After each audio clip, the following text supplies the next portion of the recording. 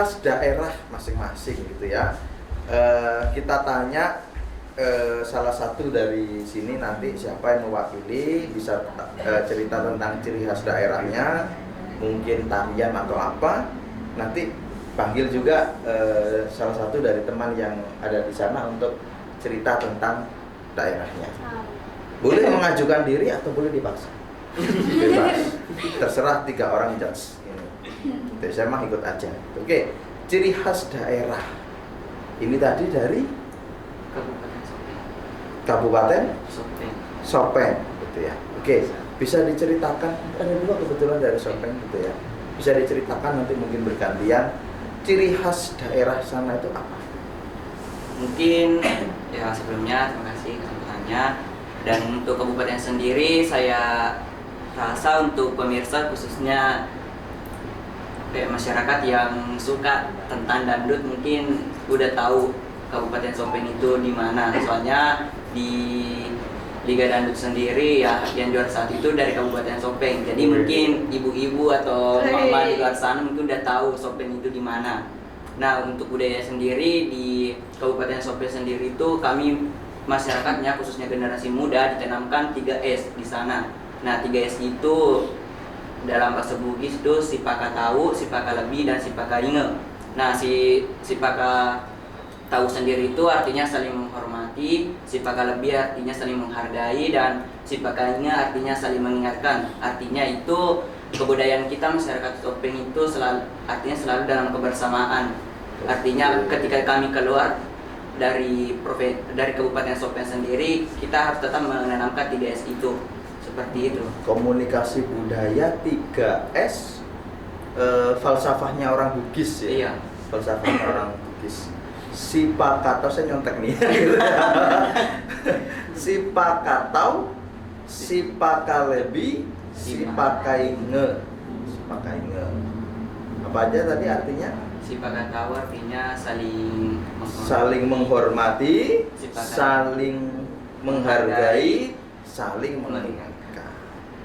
Itu falsafah budaya orang Bugis gitu, dalam berkomunikasi tentunya ya, dan menghormati, menghargai, dan mengingatkan kepada sesama sukunya. Kalau budayanya yang lain selain falsafah budaya itu kira-kira apa? Kan si Wandi menjelaskan mengenai Sopeng itu sendiri, Pak. Ya, saya sedikit agak melenceng dari pembahasan, tepatnya di Makassar itu sendiri, dan yang tepatnya di kota Makassar. Orang-orang Makassar notabene-nya yang sukunya ras Makassar itu sendiri, terdapat macam budaya lah, Pak. Saya jelaskan salah satunya saja lah. Ada yang namanya slogan dari Makassar itu sendiri adalah Siri Napace. Siri Napace. Nah, Siri Napace. Artinya itu, Pak. Kita ini hidup berlingkungan berbagai daerah yang saling berbeda, suku, etnis. Terkait mengenai itu ya, inilah dimanapun orang Makassar berada, pasti yang akan dijunjung Siri Napace. Karena kenapa? Salah satu filosofi orang Bugis mengatakan, atau orang Makassar mengatakan, kita hidup di dunia ini selain berbakti kepada Yang Maha Kuasa, juga kita harus menjunjung yang namanya budaya malu. Budaya malu itu ditanamkan dalam mindset sejak kita anak-anak, itu sudah tertanam dalam diri kita, terutamanya dari orang tua, para leluhur itu sendiri. Ya, dimanapun kita berada, satu yang harus kau ingat, nah, itu yang namanya Siri. Nah, jadi budaya malu yang ada dalam diri kita itu sudah melekat. Artinya apa? Semenjak kita hidup dan matinya kita itu harus yang menjaga yang namanya malu. Jangan sampai malu kita terusik terhadap suatu hal. Malu dalam artian bukan berarti kita ini malu-maluan gitu, enggak, Pak. Artinya malu kita itu salah satunya menunjukkan yang namanya etika kita, bagaimana kita beradaptasi dengan orang luar. Yang kedua, bagaimana kita cara menyelesaikan sebuah masalah. Yang keempat itu ketika tidak menemui titik terang dalam sebuah permasalahan, artinya malu kita sudah terusik itu, Pak. Artinya ya, jalan satu-satunya adalah bagaimana kita bisa mengatasi ya apa ya, Pak, kekerasan gitu. Salah satu jalan terakhir adalah kekerasan. Bukan berarti saya katakan orang Makassar itu keras, bukan berarti dia sok jagoan, enggak Pak, tetapi memang budaya yang ditanamkan dari Dewa Batara, yang ada yang namanya Dewa Batara itu Pak, memang dalam bukunya Ila Galigo, salah satu saya bisa katakan novel terbesar yang museumnya ada di Belanda itu sendiri, itu kemudian menjelaskan bahwa orang yang pertama turun ke muka bumi ini adalah mengantarkan yang namanya kebaikan dan malu. Mungkin itu saja apa yang dari saya. Kalau pace-nya itu artinya apa? Pace itu semacam kata sambungan gitu Pak. Sirina pace, saya bawa malu saya. Oh, sirina pace, saya Iya. bawa malu saya. Jadi ingat kalau di Madura itu todus mateh ya. Todus mateh ya, todus mateh. Todus itu malu gitu ya. Mateh itu ya mati gitu. Iya, iya. Artinya ketika kita malu ya sama aja dengan kita mati gitu. Artinya kita jangan sampai ya kita malu kita terusik. Iya, Ya, betul. memang itu salah satu bentuk falsafah hidup untuk mempertahankan bagaimana harga diri budaya gitu ya. Jadi memang bagaimana sebuah budaya itu menanamkan kepada masyarakat bagaimana cara menjaga harga diri, martabatnya dia. Itu ada Sirina Pace dari Bugis, kalau di Madura yang saya tahu todus mati. Kurang lebih sama maknanya gitu ya. Berikutnya dari Gorontalo. Dari Gorontalo kira-kira ciri khas daerahnya apa? Kalau Gorontalo itu yang saya tahu sih Pak, ada falsafahnya itu ada di hula-hula atau syariah, hula-hula atau ada Dia susah ngetiknya. falsafahnya Untung ada Gorontalo. dana itu. Itu artinya Lanjutkan. adat bersendikan syariah bersendikan adat. Jadi orang Gorontalo itu apa-apa ada adatnya gitu. Kayak kalau misalnya perempuan itu kayak kita, kalau udah dapat kayak akhir apa namanya itu, datang bulan itu nanti ada Dapat akhir bulan lu kira gaji akhir bulan. ya nanti ada adatnya dimajikan. Ya. Jadi apa-apa Jadi apa-apa ada adatnya, ya, ada tata caranya. dan adatnya itu mengandung syariat Islam. Karena Gorontalo itu mayoritas Islam. Ciri khas Islam itu tadi apakah langsung diambil dari cara-cara berperilaku Islam ya, bagaimana adat Islam sendiri, atau di-combine? Kalau di Jawa kan cenderung kebanyakan itu combine-nya antara adat Jawa, Islam itu kan datang belakangan gitu. Islam itu kan datang belakangan gitu, Mbak. Agama yang datang belakangan ke Nusantara gitu. Jadi adat Jawa dikombin dengan Islam gitu ya, syariat Islam dikombin, maka terbentuklah di situ ada adat Jawa yang syariat gitu ya, adat Jawa yang syariat. Apakah di sana sama juga? Baik, sama saja. Jadi ada adat asli sana yang dikombin dengan syariat Islam. Iya, seperti itu. Tidak dianggap syirik. Kalau di sini dianggap syirik ya. Iya. Kan kebanyakan gitu ya rata-rata. Kemudian orang-orang yang terlalu kaku dengan syariat Islam itu tadi, kemudian wah ini syirik, ini nggak ada di Al-Quran kok, dilakukan gitu kan. Kalau di sana gimana? Kalau di sana itu masih adatnya itu apa ya? Masih berkaitan dengan syariat Islam gitu Pak. Masih Iya. syariat Islamnya masih lebih kental gitu ya. Iya. Tuh, jadi adat aslinya, adat kesukuannya tidak terlalu berarti. Iya. Oke, kalau di Jawa itu kan agak apa ya? Jawanya tetap ada gitu. Iya. Misalnya tetap dupa tetap ada, sesajen tetap ada, tetapi sesajennya didoakan, Iya. kemudian diberikan ke tetangga. Kalau dulu kan dilarung ke laut, Iya. namanya. Potong ayam dilarung ke laut. Kalau sekarang kan didoakan, diberikan kepada tetangga. Itu ya sebagian orang yang terlalu kaku terhadap agama Islam sih ya, menurut saya akhirnya mengatakan oh ini syirik ini gitu, nggak ada di Al-Quran, nggak ada gitu. Tapi di sana ada nggak keras-keras kayak gitu? Enggak. Alhamdulillah nggak ada sih. Nggak ada. Oke, mungkin bisa ditunjuk, Mas, dibantu Mas ditunjuk siapa yang menurut Mas bisa menjelaskan tentang budaya daerahnya. Mungkin saya lebih tertarik ke Mas Markus, soalnya dia tadi menjelaskan kalau Sibolga itu merupakan salah satu kota paling kecil atau luasnya yang di Indonesia. Jadi mungkin Mas Markus bisa menjelaskan budaya-budaya apa Oke, coba Mas Markus maju dulu. Iya. Ciri khas daerah dari Mas Markus. Oke, ciri khas daerah dari Sibolga. Jadi Sibolga itu perpaduan kebanyakan itu antara Batak dengan pesisir. Jadi Sibolga itu memiliki semboyan negeri berbilang kaum. Kenapa dibilang negeri berbilang kaum? Karena di Sibolga itu gak hanya suku Batak yang ada pesisir, juga ada Jawa, ada Karo, ada Minang, ada dari Chinese juga ada. Nah, jadi berbilang kaum walaupun berbeda-beda tetapi semuanya akur. Gak hanya dari suku, agama juga ada Kristen, Katolik, Islam, dan Buddha. Hindu kemarin saya lihat ada 1% sih, tapi belum menemukan di Sibolga itu di mananya.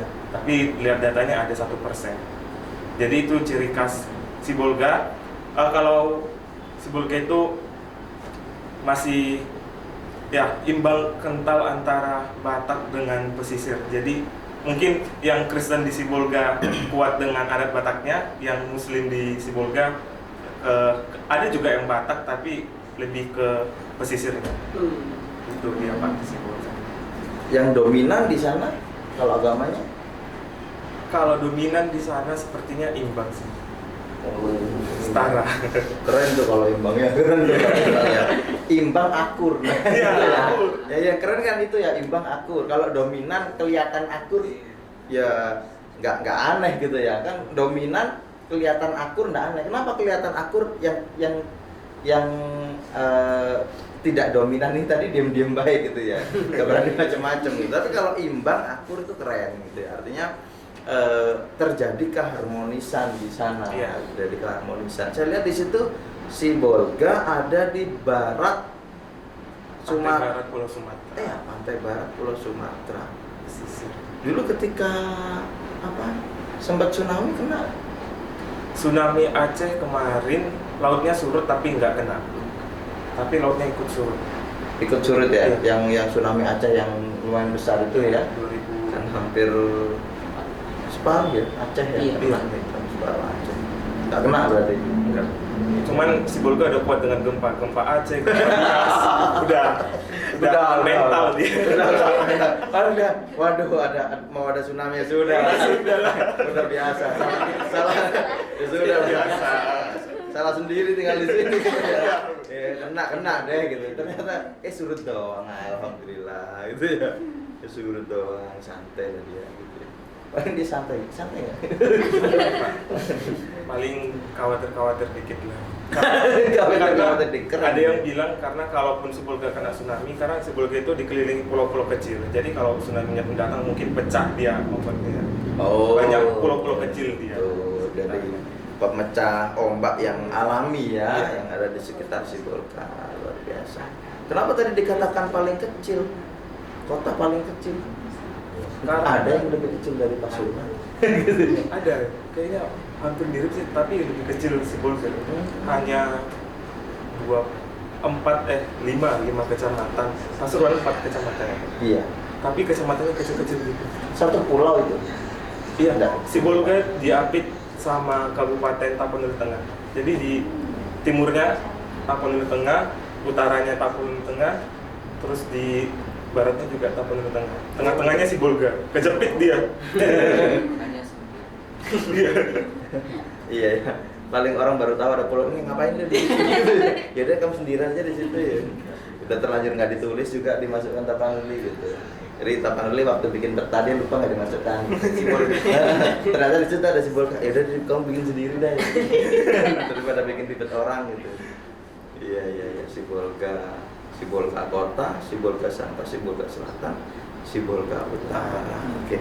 Kalau budayanya yang tarian atau apa yang menunjukkan ke apa ya? Apa ya? Apa tadi? Itu loh yang menunjukkan persatuan antara dua suku, dua agama, beberapa suku, dua agama yang katanya tadi tidak ada yang saling mendominasi, tadi ada nggak? Tarian atau nyanyian? Kalau di pernikahan biasanya kan yang Kristen tuh yang paling kental ada adat pernikahannya pakai Batak. Cuman di Sepulge tuh yang Muslim Bataknya juga pakai adat Bataknya. Setelah ijab kabul resepsi ada dibuat memberi mengulusi. Walaupun dia Islam tapi dia masih ingat sama sukunya. Ritual Iya. kesukuannya masih ada. Ada. Tapi disesuaikan dengan adat istiadat bukan istiadat syariat Islam itu tadi. Oke, terima kasih Mas Markus. Diperkenalkan untuk kembali atau berdiri di situ aja? Boleh. Iya, boleh. Oke. Gak apa di sini aja deh. Duduk santai dah. Sini dah. Silakan. sini. Mbak Sisil aja duduk. Sini dah. Santai. Rame-rame aja kita ke sini gitu. Sempit-sempitan kayak diangkot gitu. Iya, besok. Iya. Anak itu bangku, Pak. Jawab dong, bayar sendiri, Bang. Bayar sendiri, Bang, gitu ya. Oke, sekarang kita bicara tentang daya tarik daerah dan tempat wisata. Kira-kira siapa nih di antara teman-teman yang di belakang kamera yang tempat atau kotanya ini banyak tempat wisatanya menarik gitu untuk dijelaskan? Coba kira-kira siapa ya? Mas Alif, kira-kira tunjuk siapa? Kalau saya sih Pak CYB. Ya, Mas Waibi. Oke, silakan Mas Waibi. Ini orang Bali nih. Orang mana sih dia sini? Oh, pakai udang. Oke, silakan. Ngomongin soal apa nih? Soal daya tarik daerah Daya. tempat wisata. Kalau Kalau ada saya nih misalnya ke sana, diajak kemana gitu? Oke, baik. Ke Palopo apa yang bagus dari Palopo? Jadi sebenarnya kalau kota Palopo ini bilang identik dengan daya tarik atau memiliki ikon yang dapat menarik wisatawan, sebenarnya enggak terlalu sih. Tapi kalau berbicara soal ada atau tidaknya, jelas ada. Yang pertama mungkin kalau misalnya ada teman-teman atau bahkan bapak ke jalan-jalan ke kota Palopo, mungkin pertama-tama saya akan ajak ke yang paling terkenal itu Gunung Latimojong. Gunung Latimojong. Itu tepatnya di Kabupaten Luwu. Tapi kalau Latimojong sebenarnya itu ada dua rute sebenarnya. Image. Ada dari lewat Kabupaten Nrekang, bisa lewat Kabupaten Luwu atau Kota Palopo. Itu yang pertama. Kemudian kalau berbicara soal makanan khasnya nih, makanan khas Kota Palopo itu atau Luwu atau Palopo sama aja sih. Ada yang namanya kapurung. Jadi kapurung ini identik banget dengan Kota Palopo, yaitu bahan dasarnya terbuat dari sagu gitu. Terus gimana cara jelasinnya ya? Ayo, Chef, jelasin, Chef. Mirip-mirip seblak ya. Sagu, kemudian bukan lauk sih, apa yang namanya, lauk atau bukan sih? Lauk. Ada campuran Ya, Sagu. campuran sayuran, bisa pakai udang, ikan, ayam, daging juga bisa. Oh. Mirip-mirip dengan sih, kalau dari Papua namanya papeda ya? Papeda. Tapi beda cara penyajiannya gitu. Lebih banyak lauknya itu ya. Iya, betul. Iya, Biasanya papeda aja gitu ya. Ya udah, itu aja Kalau terbatas. ini sama kayak bubur Manado. Oh iya. Itu kemudian yang ketiga ada lagi, hampir saya Ya. lupa. Jadi kalau berbicara soal Kota Palopo atau Luwu, Luwu itu identik dengan kerajaan. Jadi kayaknya mirip kayak di Aceh kayaknya. Jadi kita itu walaupun kayak termasuk dalam skop pemerintahan, tapi di dalamnya tetap kita ada namanya kerajaan. Bahkan kalau sampai sekarang kerajaan Luwu itu rajanya atau dengan istilah datu itu sudah ada datu ke-40. Jadi misalnya di Luwu nih, nah seperti yang gambar di samping tapi nggak kelihatan di kamera. Iya. Ada itu apa namanya ini logo atau apa ini tugu ya? Tugu. Jadi ini salah satu ikon dari kerajaan Luwu itu sendiri. Yang ada tulisan di bawahnya itu ada tulisan apa istilahnya? Apa namanya? Lontara ya.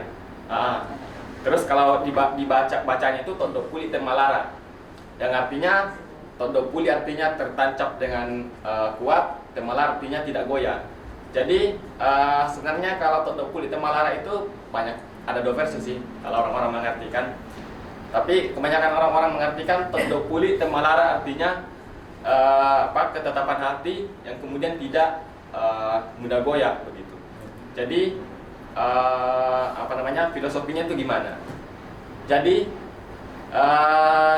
biasanya kalau orang-orang dahulu nih, kalau kayak mengajarkan kepada anaknya atau keturunannya, pasti mereka mengajarkan dari kata, kemudian kata ini bisa bagaimana bisa kita merealisasikan dengan perbuatan gitu. Kemudian bagaimana perbuatan ini kita saling bisa sifat katawian. Jadi bisa saling memanusiakan manusia begitu. Kemudian arti yang keduanya ini, kalau tidak salah ya, arti dari Tondok Puli Temalara ini banyak digunakan oleh anak muda tahun 80-an sampai 90-an. Tondok Puli Temalara artinya, tondo artinya tusuk, sama dengan logonya tangan memegang padi, artinya tusuk. Puli artinya puli itu artinya kayak impas gitu. Jadi orang-orang kalau misalnya kayak adu kejagoan nih. Jadi orang-orang Luwu itu istilahnya kalau kayak udah ngeluarin badik gitu, haram mukunya dimasukin ke sarungnya kalau nggak ngambil darah gitu. Oh, mungkin itu aja sih. Itu badik berarti ya? Iya, badik. Badik gitu ya. Oke, keren. Satu lagi, mungkin lebih ke tempat wisata ya. Dari tadi kan tempat budaya gitu ya. Tempat wisata ada banyak Pak di Makassar. Kira-kira yang bisa dari Makassar juga ini ada ya? Ada ya? Nggak ada, Sudah ada. Kalau di Makassar apa aja tempat wisatanya? Di Makassar Pak, saya dikit jelasin ya. Sobat saya lebih pintar gitu Pak. Cuman saya yang pernah saya datangi. Salah satunya itu ada salah satu pemakaman yang menjadi ikon Sulawesi Selatan itu sendiri. Tepatnya di Tanah Toraja. Pemakaman yang unik, ketiga di dunia. Luar biasa. Kenapa saya katakan Tanah Toraja? Karena rata-rata turis yang datang dari berbagai mancanegara itu larinya ke Toraja. Karena kenapa? Di sana itu kaya akan adat dan budaya mereka. Ini juga dijadikan sebagai tempat wisata.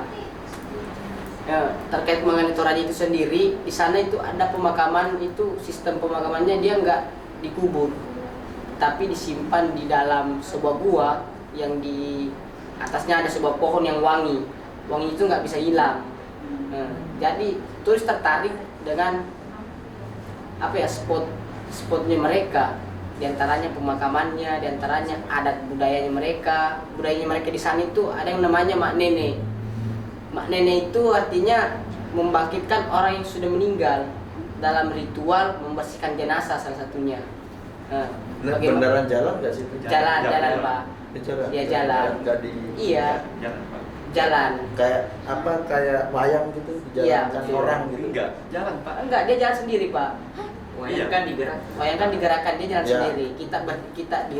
Kita kasih berdiri yang itu mayatnya, kemudian kita nggak bisa bicara gitu, kita nggak boleh melarang, maksudnya kita nggak boleh usik mereka.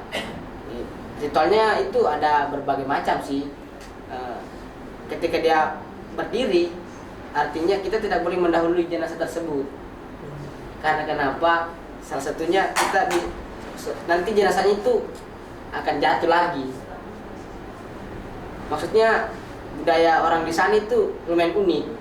Lebih mahalan lah orang yang hidup dibanding orang yang meninggal. Orang meninggalnya lebih mahal Pak, seriusan. Biayanya.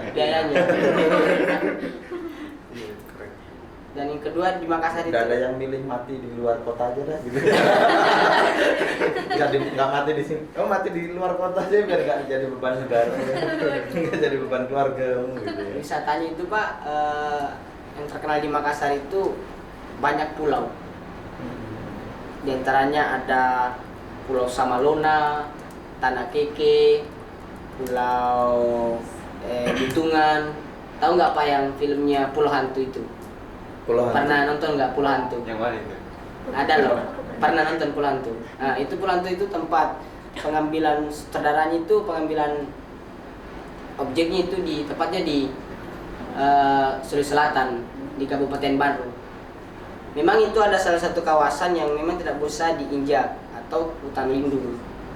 Nah, tetapi orang memberanikan diri dalam konteks dia ingin mengambil sebuah media perfilman, tapi dengan berbagai syarat agar gimana ya, kalau kita berbicara soal Jawa kan identik dengan khas mistisnya gitu, sama kayak di Sulawesi Selatan. Nah, itu salah satu wisatanya yang terkenal. Dan juga ada titik nol Indonesia, tepatnya di Sulawesi Selatan Pak. Titik nol di Indonesia itu tepatnya di Kabupaten Sopeng. Nah, itu salah satu titik nol kilometer Indonesia. Tengah berarti ya. Tengah Indonesia. Itu tepatnya diklaim pada tahun 2000 berapa ya? Kalau nggak salah 2019. Di situ ada yang namanya Desa Umpungeng.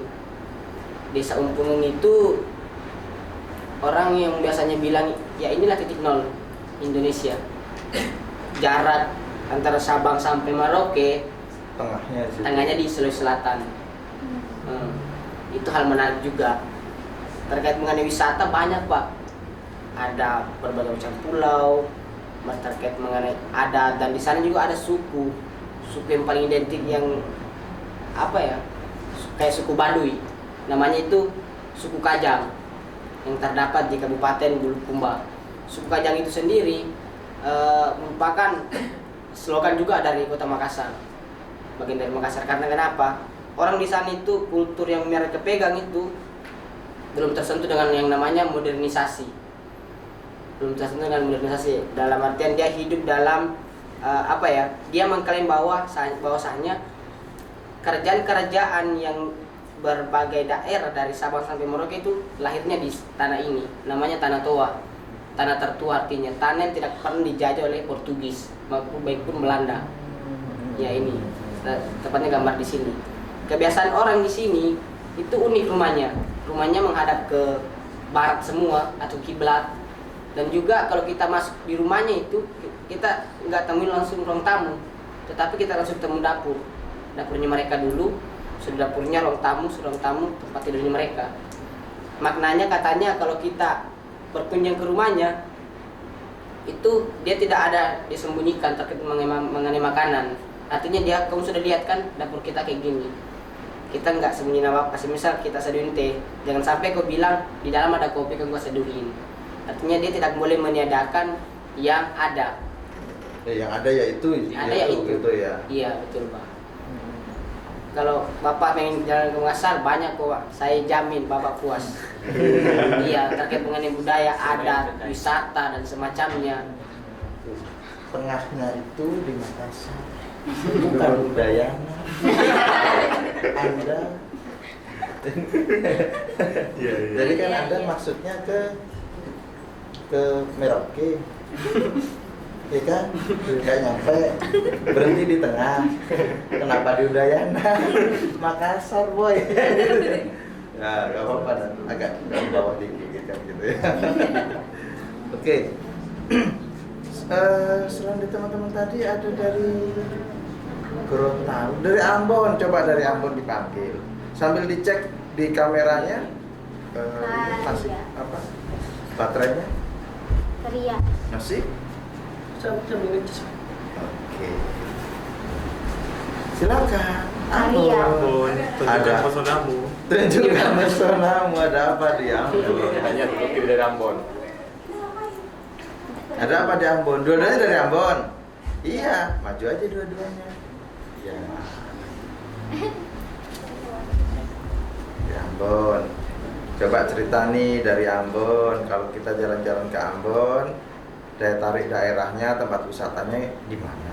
Ya, bagi teman-teman yang belum tahu nih, di Ambon itu kebanyakan tempat wisatanya itu berupa pantai.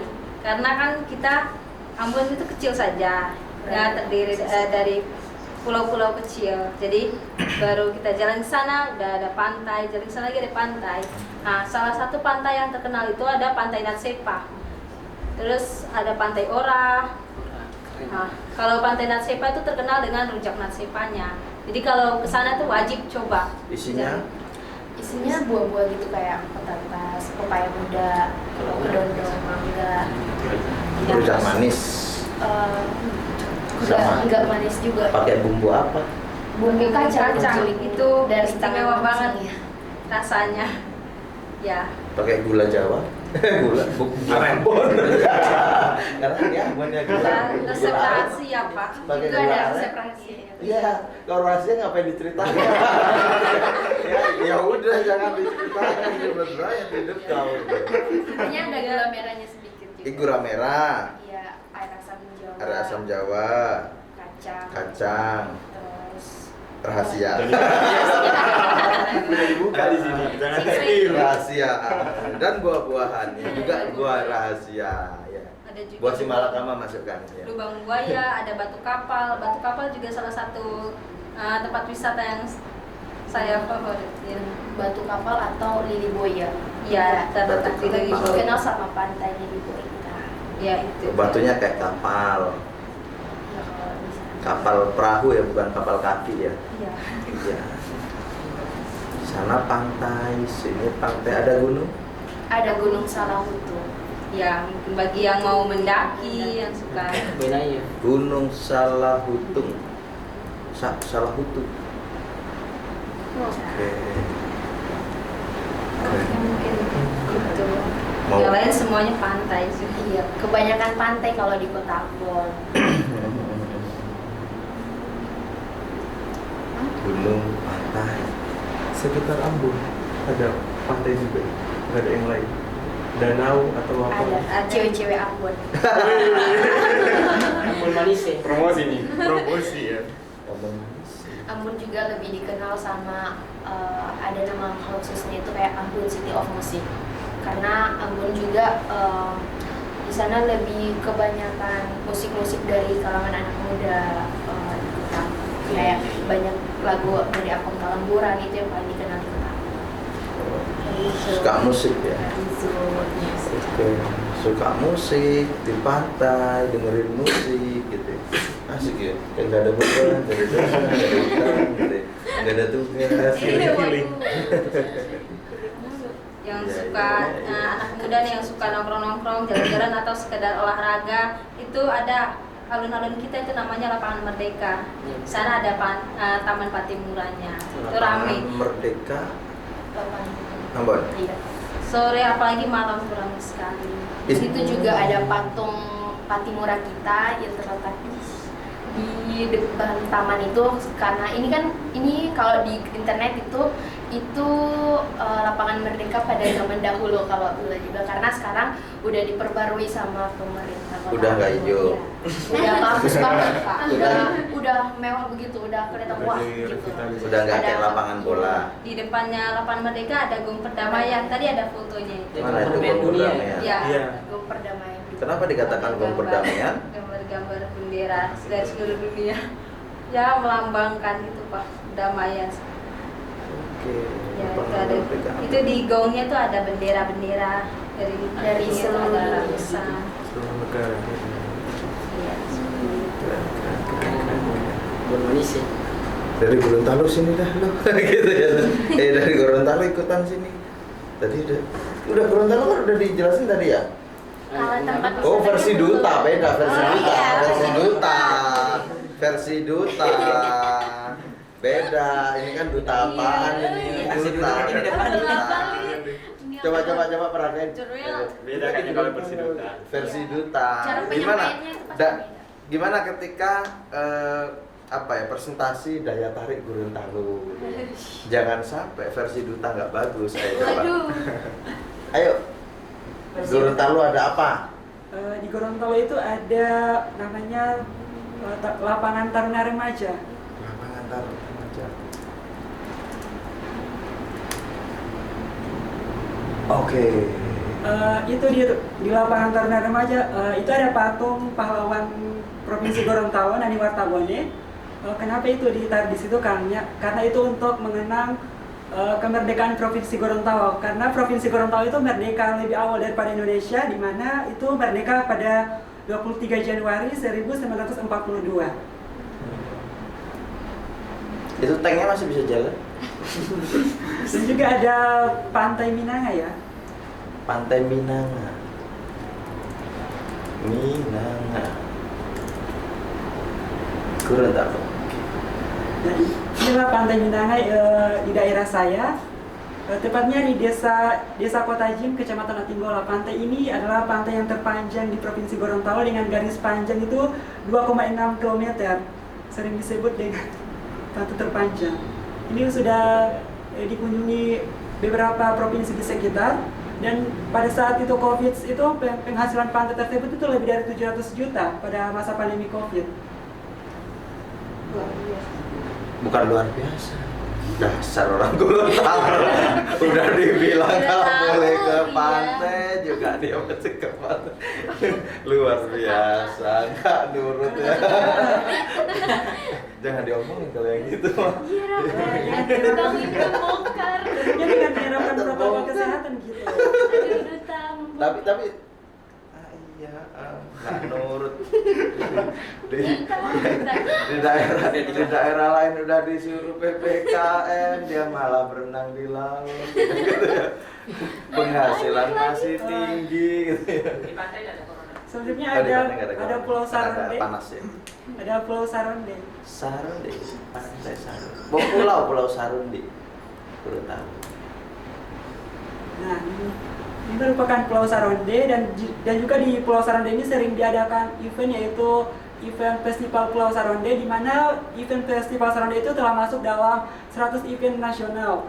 Di mana setiap tahunnya itu diadakan festival, di mana di situ ada pemilihan putra-putri Saronde. Pada saat pemilihan putra-putri Saronde, di situ banyak sekali turis-turis asing yang datang ke pulau tersebut, memakai kapal pesiar gitu.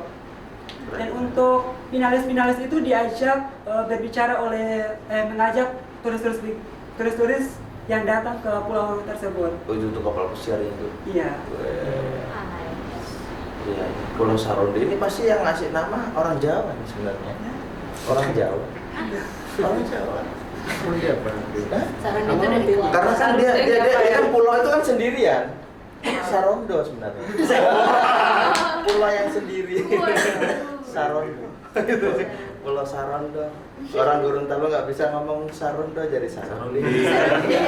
Coba tanya itu orang Jawa itu yang ngasih nama. Pesta kembang api di Pulau Saronde. Ya, pada saat kembang festival api. Pulau Saronde. Ini ada gambarnya.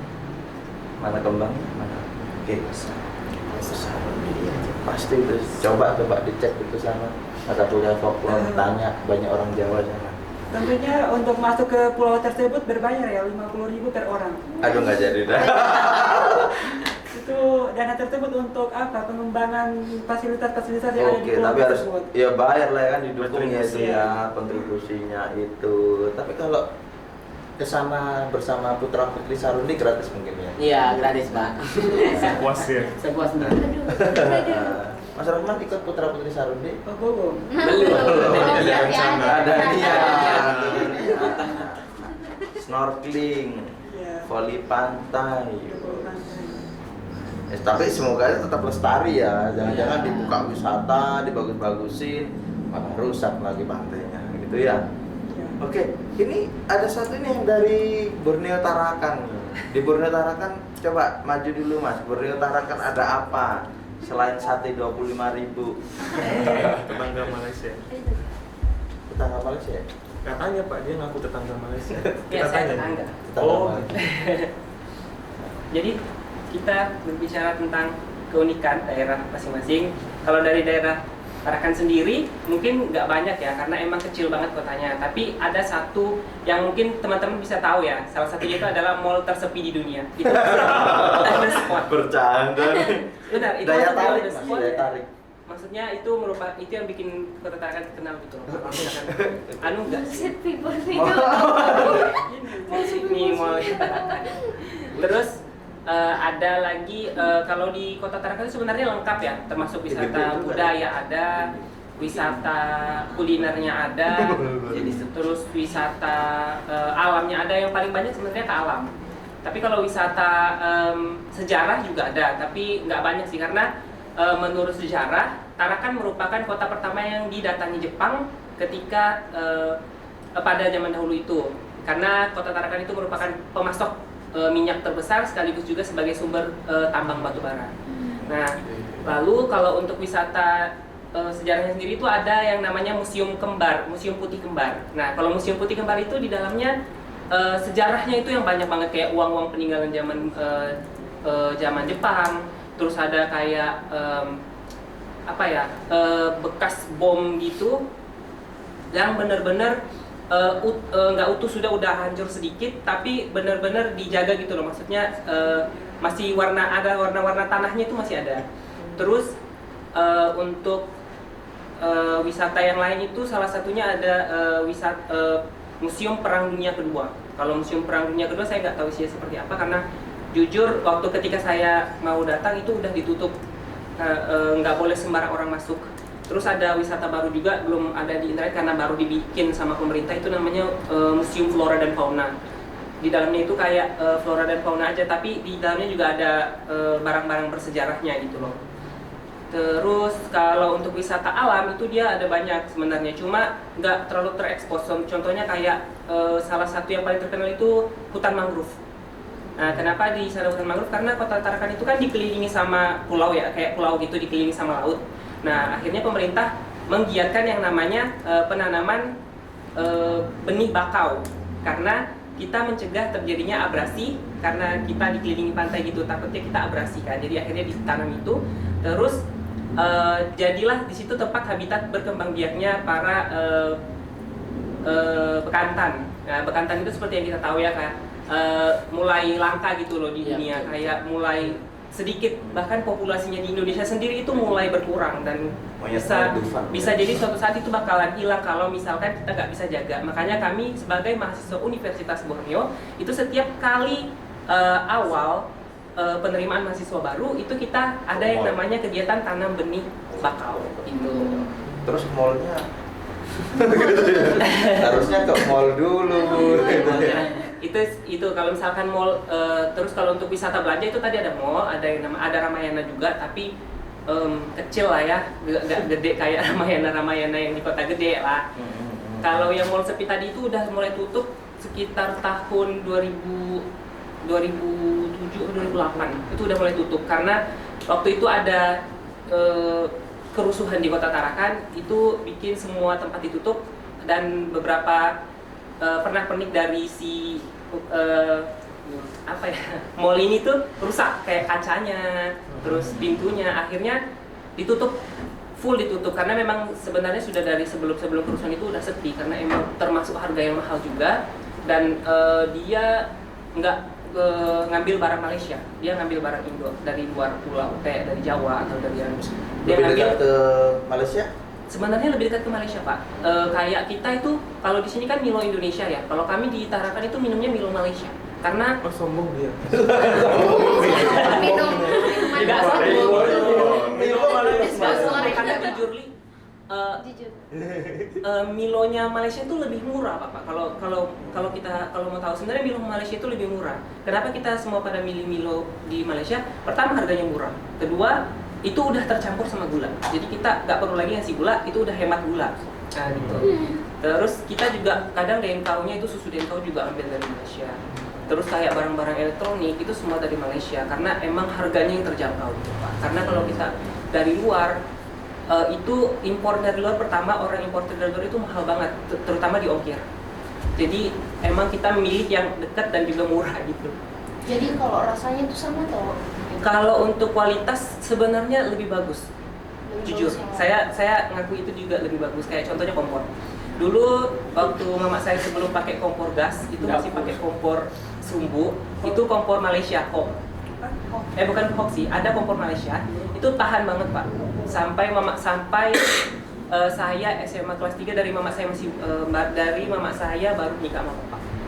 Gimana tahu tahan dibanding-bandingin? Enggak, maksudnya apa ya Pak? Kayak tahan dia Oh, kayak bagus bahannya. enggak. Kalau kompor biasa kan kayak karatan parah ya Pak. Kalau ini enggak, dia masih bener-bener cuma mungkin karena rajin dibersihkan juga. Cuma emang tahan gitu. Dari masnya baru lahir sampai masnya segini masih ada tuh kompor? Masih ada Pak, sampai sekarang masih ada. Masih dipakai mama saya kadang kalau bikin kue. Terus ada kayak barang-barang itu, terus mall tersepi tadi, tapi sekarang udah mulai direnov. Mall tersepi.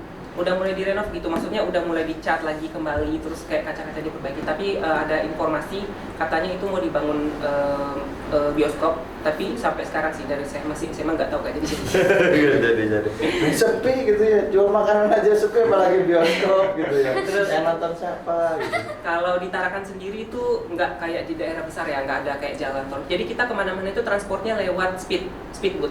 Jadi kita naik speedboat, kita misalkan mau ke kota Nunukan nih, padahal jaraknya mungkin cuma 1 jaman.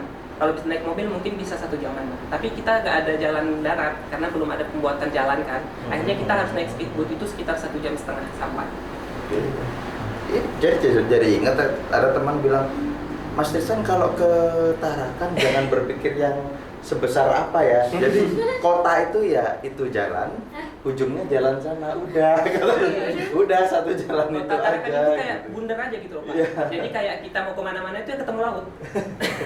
Itu jalan ke sana udah gitu. Iya, Makanya iya, kayak iya, ujung-ujungnya tuh laut, pantai gitu loh Pak. Karena di ujung-ujungnya itu emang kita dikelilingi pulau kan. Jadi ujung-ujungnya itu pantai. Jadi kalau kita ke ujung sebelah utara kita pantai, ke selatan juga pantai. Pulangnya dari Bandara Surabaya ke Bandara Juanda Tarakan. Oh, langsung ke Enggak, Tarakannya. pertama transit di Balikpapan dulu. Balikpapan. Habis itu ke Bandara Juanda Tarakan. Naik kapal kecil. Enggak. Anu, Naik pesawat pesawat. kecil, pesawat. Udah bandaranya udah cukup besar sih, udah bisa. Itu ada kota dari perspektif atas sih kalau kotanya. Yang di sebelah Tarakan itu ada tulisan Singkawang versus Tarakan. Nah, itu yang saya bilang mallnya itu. Sebenarnya cantik kalau malam karena ada lampu dari bawah sebenarnya. Cuma kalau udah siang udah biasa aja kelihatannya. Cuma emang gelap. Cuma segitu itu ya, muter itu ya. Iya, kotanya itu cuma gitu Pak. Kayak kita nggak bisa jalan bisa jauh hilang. karena emang cuma Nggak segitu. bisa. Dan ini merupakan pusat kota Pak. Maksudnya udah itu tengahnya kota. Jadi kita kanan ada 4 jalur kan. Nah, 4 jalur itu semuanya laut sudah kalau kita ke ujung terus. Sebel orang sana kalau punya mantan. Iya. Pasti ketemu. Nah, keluar daerah sini aja dah gitu ya. Itu Kecewa, aja kecewa. gitu. Orang-orang yang kita temui juga itu aja. Lah, iya, iya, kan, sebel mereka kalau punya mantan. Ada Kecewa wisata aja juga dah. Pak, salah satu yang paling ikonik kalau misalkan kita datang, kalau lagi beruntung datang pas ulang tahunnya Kota Tarakan. Jadi itu ada yang namanya yang di bawah itu Irau Tengkayu. Aha. Nah, Irau Tengkayu ini kita pemuda Tarakan itu kita ngarak perahu yang warna-warni itu kita arah ke keliling Kota Tarakan. Itu nama perahunya perahu 7 Dulung. Jadi ada lagi, jadi setiap bagian-bagiannya itu ada penjelasannya, tapi saya nggak tahu karena saya bukan ketua adat atau orang yang berpengaruh gitu. Jadi nggak bisa menjelaskan apa itu setiap anu karena dia menggunakan bahasa Tidung asli. Terus kalau untuk rumah adatnya itu namanya rumah adat rumah Baloy. Rumah Baloy, itu rumah adat Baloy. Itu juga sama Pak, di dalamnya itu ribet, maksudnya kayak ada part-partnya sendiri. Jadi bisa kayak saya mau menjelaskan juga saya nggak ngerti gitu. Karena di dalamnya itu ada part-part sendiri, jadi bisa dilihat di internet. Cuma kalau di internet mungkin nggak lengkap, kalau mau nanya langsung bisa biasanya. Cuma itu, nah kayak gitu tuh. Iya sih. Jadi dia memanjang tapi dia berbentuk T. Hampir tengah, hampir kiri, hampir kanan. Hampir dalam. Gitu sih Pak, itu kalau dari Kota Tarakan. Oh, Kalau oke. wisata lain mungkin ada, tapi kayak nggak terekspos jalan. Kayak air terjun ada, tapi nggak setinggi air terjun yang ada di Jawa atau di Kota Makassar atau di mana gitu. Bidadari. Nah, air terjunnya biasa aja, namanya air terjun Bidadari, baru sih juga, baru didapat. Sama ada pasir salju. Pasir salju maksudnya dia pasirnya putih Cibubur sih Pak. Kayak salju tapi pasir. Makassar juga ada. Oke, itu semua daya tarik daerah gitu ya, daya tarik daerah, tempat wisata, ciri khas daerah masing-masing dari teman-teman yang ada di sini. Oke, sekarang kita mau diajak nyanyi lagu daerah. Siapa dulu nih Mas? Wow. Nyanyi lagu daerah. Coba diklik salah satu yang disiapkan tadi. Nyanyi lagu daerah. Udah disiapkan tadi. Mata Pak Corona. Coba. Siapa nih yang bertanggung jawab nih? Siapa punya itu? Itu yang bisa. Nah, Ali juga. Boleh juga. Ayo coba. Coba disiapkan dulu, di spellingkan judulnya dulu. Mata Pak Corana Sopeng. Oke, coba ditampilkan lagunya itu aja. Tadi langsung di play, dibimbing nyanyi. Mereka berdua yang nyanyi, kita dengerin. Iya. Alif hafal kan? Vokalis nih. Ayolah. Alif coba langsung play. Gedein. Nah, ini Sopeng nih bos di awal kampung Kalong Sopeng kan di dengan kota Kalong. Ini kampung itu di pusat kota. Ini apa? Tapi nama bukan. Ayo. Ini apa?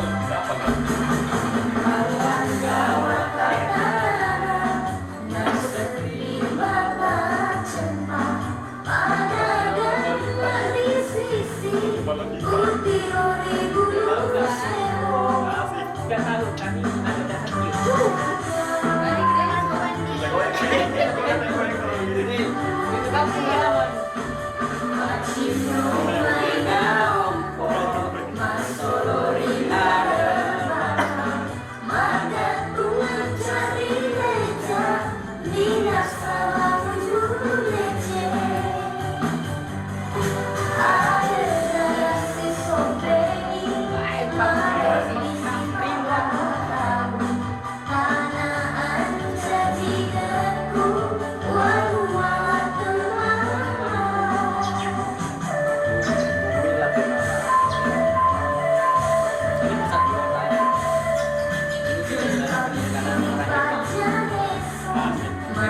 Langsung aja nih.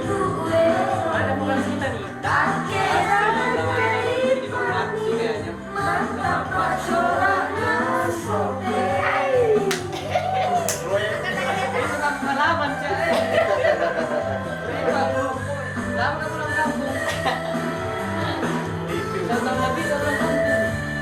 Makam Jeralumpe.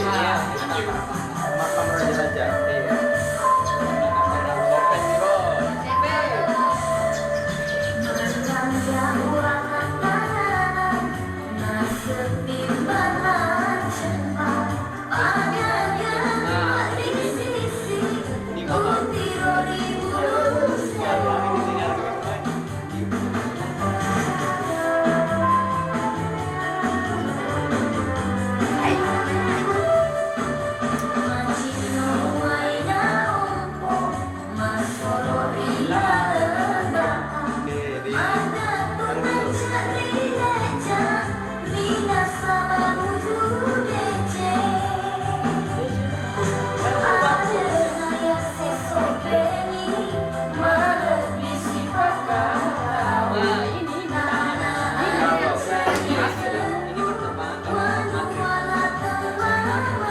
Ini kampung dinas air. Iya, ini kampung dinas air.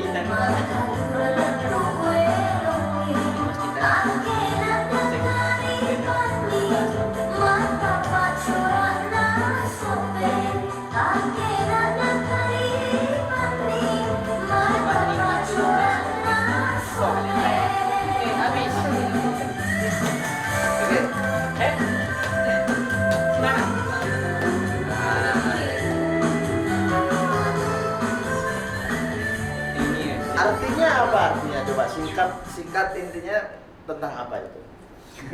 Ini membahas persoalan apa yang asal usul daerah Sopeng, mulai dari pendiri kota Sopeng itu sendiri. Kan ada tadi dalam naskahnya itu yang namanya Lata Mamala. Nah, Lata Mamala itu adalah salah satu raja pertama yang ada di Kabupaten Sopeng tepatnya.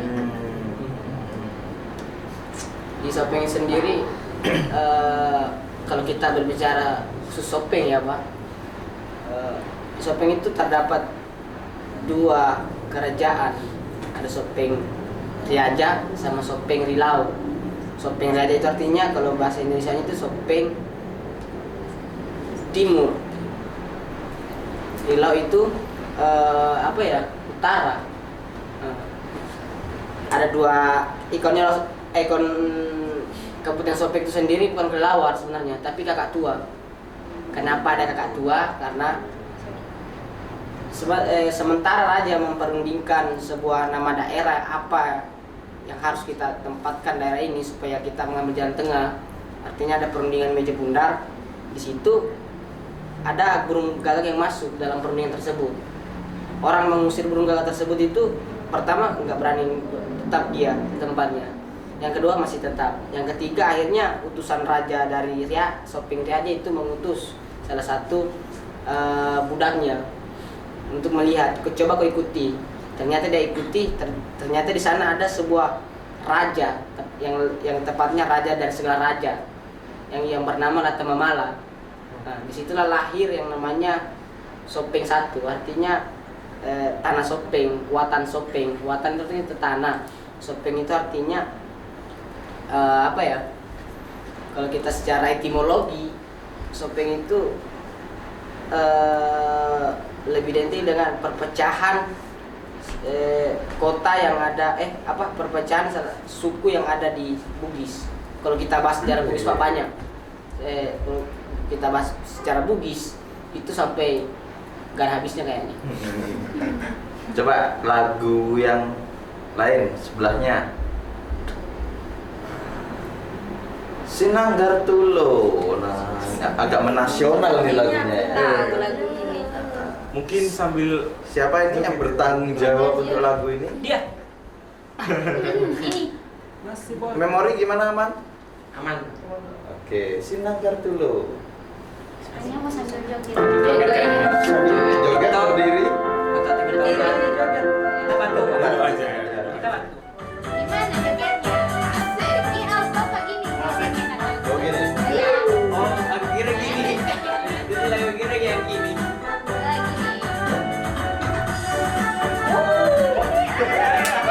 Oh, joget semua. Ah, dari DJ.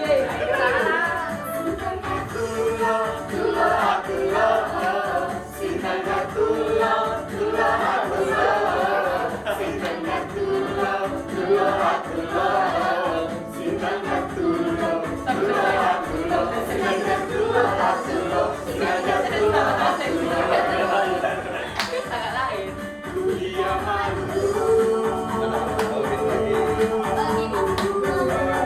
Gini-gini aja.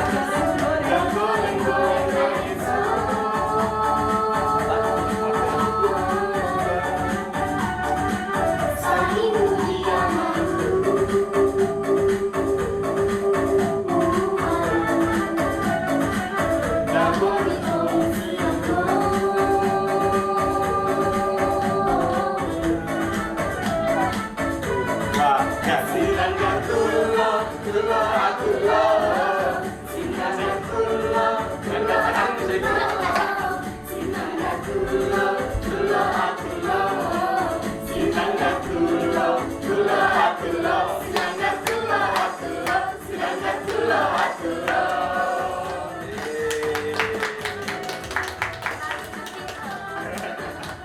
Ayo dengarkan. Udah. Yang lain. Lagu lain. Oke. Keren. Sebelahnya. Rasa sayang. Ambon ini Pak. Rasa sayangi. Siapa nih lagu?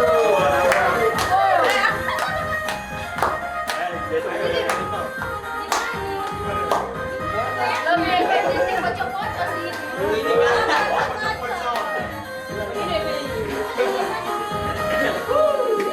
Ini baku pantun mulai dari sejarah sopan dan santun. Kalau ikan dalam kolam bunga tumbuh dengan taman. Kalau cinta sudah dalam jarak jauh terasa nyaman. Biru terlihat seni warna hijau biru dan semu. Jarak jauh tumbuhkan rindu ingin selalu dekat denganmu. Dari mana datangnya cinta? Dari gunung-gunung ke kali. Dari mana datangnya cinta? Dari mata turun ke hati. Rasa sayang, rasa sayang sayangi. Lihat dari jauh rasa sayang sayangi. Rasa sayang, rasa sayang sayangi. Lihat dari jauh rasa sayang sayangi.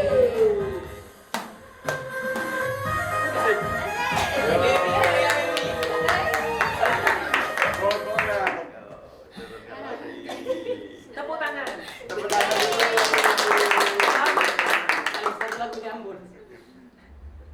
Ini lagu Sponsor. Oh, ini melo. Lalu. Siapa yang bertanggung jawab? Sisi. Biasanya sih saya Melo, ini melo. slow banget ya. Iya, slow. Menciptakan kerinduan.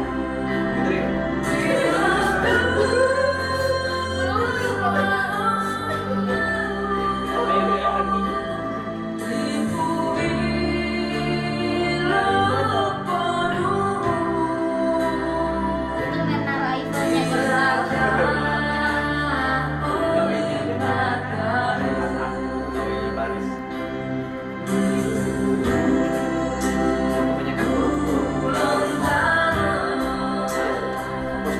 ya banyak.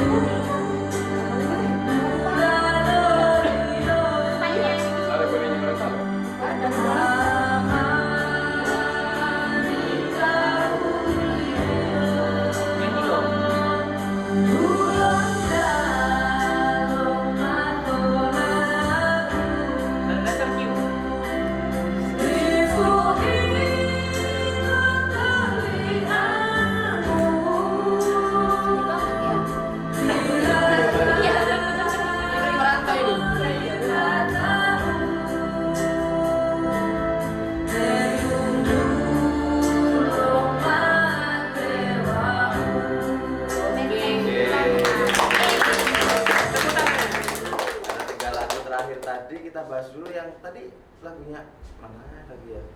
Sinanggar Tulu. Sinanggar Tulu. Artinya apa Sinanggar Tulu? Sinanggar Nih. Sinanggar Tulu artinya apa? Sinanggar Tulu itu nggak memiliki arti yang apa ya? Nggak ada makna artinya Pak. Cuman kayak syair penyair-penyair gitu. Orang-orang Batak-Batak dulu. Tapi liriknya ada semacam kayak kehidupan pribadi sih, kayak tuh dia malulun itu kemana dicari. Ada tadi Buru Tobing. Tobing itu salah satu marga Batak. Buru Tobing ngapain gabedongan kayak kemana dicari orang perempuan Batak yang Buru Tobing untuk dijadikan sebagai teman, kayak kehidupan biasa. Terus satunya lagi rasa sayangi dari Ambon yang selalu suka dengan musik. Iya, sebenarnya ini juga artinya nggak terlalu spesifik ya, ini lebih tentang kayak ada seseorang yang sedang berbunga-bunga, yang sedang jatuh cinta, dia dari Indonesia Timur datang ke Indonesia bagian barat itu. Nanti di terakhirnya ada dia bilang dari Halmahera ke Jawa Tengah, ketemu di Kota Indah gitu pokoknya. Kalau ada umur panjang mungkin bisa berjumpa lagi. Oke, lebih ya, ini lagu-lagu baru ya, jadi apa nuansanya itu anak-anak remaja gitu ya. Sebenarnya Remaja. sudah ada dari lama tapi dimodifikasi. Ampun kan selalu ini ada pembaruan setiap saat. Kalau Rupanya soal jadi lagu. baru, jadi asik gitu Bukan ya. lagu itu, bukan lagu itu. Terus yang terakhir tadi Bukan lagu itu. lagu-lagu sedih tadi, lagu cerita tentang apa sih? Bapak kehilangan anak atau anak kehilangan Kalau anak? Pulau Liku itu menceritakan mengenai kota Gorontalo, di mana budaya orang Gorontalo itu mulai leyangnya, artinya merantau. Biarpun kita sudah keluar dan sudah tidak tinggal di Gorontalo, kita itu harus ingat kita itu dilahirkan, dibesarkan itu di kota Gorontalo. Gitu. Oke, luar biasa. Oke, sebelum kita nyanyi yang terakhir nanti, ini udah berapa bulan sih di Pasuruan? 2 bulan ya. Stay di Pasuruan hampir 2 bulan ini. Tapi belajar tentang Pasuruan udah dari semester awal ini ya, dari semester awal semester itu ya, belajar tentang Pasuruan melalui mata kuliah Modul satu, mata kuliah jalan-jalan. Iya. Mata kuliah yang jalan-jalan. Goes. Ya. Oke. Kalau boleh saya tanya nih, kira-kira kalau teman-teman ditanya budaya Pasuruan itu gimana sih? Kalau Apa yang unik gitu yang sudah teman-teman temukan di Pasuruan? kalau mungkin kalau dari saya itu pertama kuliner ya. Kalau kuliner kan maksudnya kuliner itu kan ada yang kayak sudah banyak gitu loh di kota-kota lainnya. Kalau di kota Pasuruan ini ada beberapa makanan yang emang jarang-jarang banget didapat. Contohnya kayak kupang, terus kayak Udah coba juga Kupang? udah Gak ada yang gatel-gatel? aman. Gak ada aman. Aman. Dia sudah tanggung jawab. Kupang. Kupang. Ya itu kupang. Kalau makanan lainnya Rasa mungkin ini kalau apa? ada yang sudah pernah rasa rawon. Oh iya. Tapi kalau saya belum pernah rasain namanya sate komo. Nah, sate komo enak. itu Enak. enak banget, terutama karena dagingnya juga lembut terus gede. Banyak. Oh. Itu. Ya, aku pernah tuh ngajak yang teman yang dari Tarakan itu datang ke Pasuruan kan, ajak makan sate itu. Boleh dibungkus nggak nih? Sama Pak Haji Dia makan ngomong. separuh dia sudah minta boleh dibungkus nggak nih rawon? Kok banyak banget gitu ya? Kenapa kamu nggak bilang kalau ini satu Enak. porsi? Dikira dia tuh makan bareng gitu kan? Datang satu piring, datang lagi. Makan sendiri-sendiri gitu. Segini banyaknya gitu. Ya memang segitu kan porsi kuli kita. Kita pekerja keras kita boy. Gitu ya.